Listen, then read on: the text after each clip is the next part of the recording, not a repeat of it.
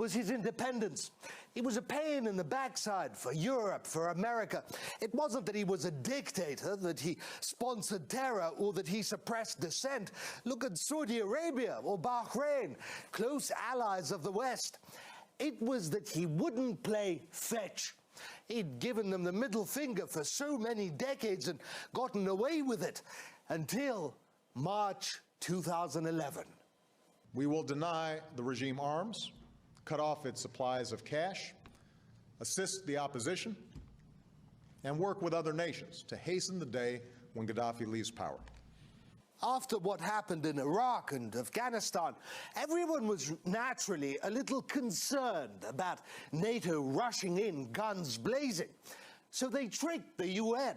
They filed a resolution to establish, quote, a no-fly zone over Libya to protect civilians. Once they got it approved, they then said that Gaddafi was the threat to civilians, not just the jets. Cue guns blazing. Some of the first U.S. Tomahawk missiles had been launched on Libya. We are at war once again, and this first phase is to take out Gaddafi's air defenses. We have just learned that the U.S. has fired its first missiles at Libyan air defenses. NATO conducted almost 10,000 air raids on Libya, dropped thousands and thousands of bombs that annihilated pro-Gaddafi forces, that also killed dozens and dozens of civilians, according to Human Rights Watch. Gaddafi was eventually caught. He was tortured and murdered right there. No court, no trial.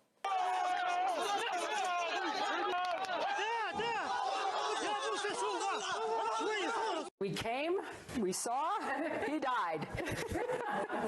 She wasn't laughing when those same victorious rebels, which she helped get rid of Gaddafi, stormed the American consulate the next year and murdered the US ambassador. That is perhaps when they finally realized what they had done. It was another Iraq, another Afghanistan, and the fires that they lit burn to this day. This marks the end of a long and painful chapter for the people of Libya. Hillary's huge Libya disaster. Disaster. Libya is in chaos. Anarchy, political and military vacuum. Jihad is wonderland. Death, displacement, and destruction. Is it fair to say Libya was better off under Gaddafi? 10 years of endless war, chaos, war crimes. Today, Libya's GDP is a third of what it was in 2010. Its democracy score is the same as it was under Gaddafi. Standard of living is down, there is no press freedom, and there's even more corruption. It's a den of Islamist terrorism, of narco-traffic, and the world's capital of slave markets. You can buy a black male refugee at an auction for as little as $200. In this day and age. What we know is that migrants who fall into the hands of smugglers face systematic malnutrition, sexual abuse, and even murder. We are hearing about mass graves in the desert. Migrants are being sold in the market as a commodity. If you go to the market, and you can pay between $200 and $500 to get a migrant that will work with you on your daily jobs or support your work.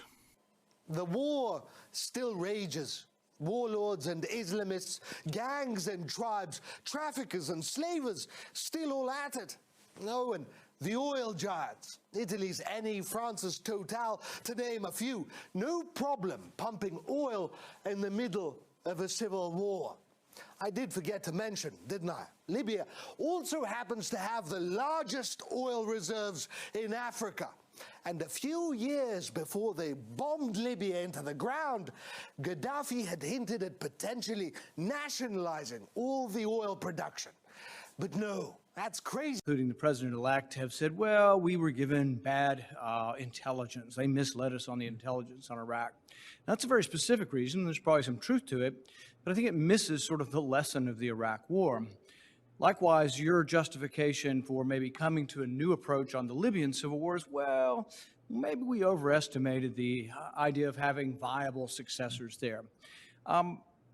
to me, it seems like we're still missing the point, because even after Libya, you guys went on to Syria wanting to do the same thing again, and you've argued, well, maybe we just didn't do enough. If we'd done more, we could have toppled Assad and we could have had real regime change in Syria. Well, you got it in Iraq, you got it in Libya, and it's a disaster. The lesson of these wars is that regime change doesn't work. People say, oh, we're going to get rid of the iron fist, and Thomas Jefferson's going to arise from the ashes.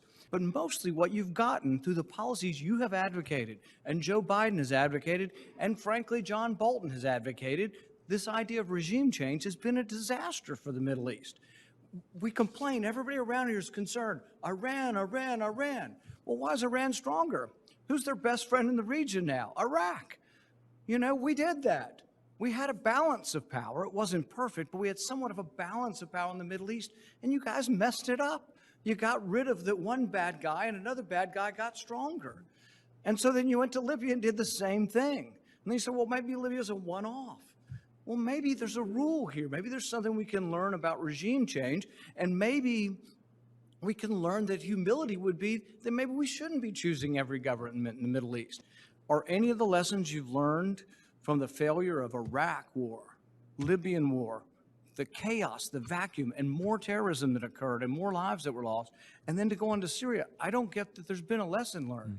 Is there any kind of lesson learned on your part that regime change may not be the best thing for us in the Middle East?